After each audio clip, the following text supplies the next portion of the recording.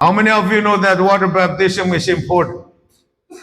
Amen. How many of you know that Jesus, our Lord and Savior, went through that same process? Amen. So if your church teach against water baptism, they are teaching a false gospel. Wow.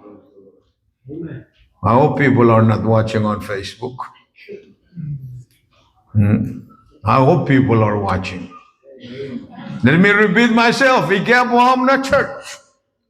As a follow the format of what Jesus wants us to do, then they preach the wrong gospel, the false gospel. That's not Jesus' gospel.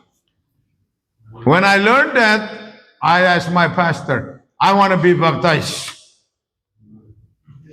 Why? Because baptized, it's a symbol of salvation. Amen.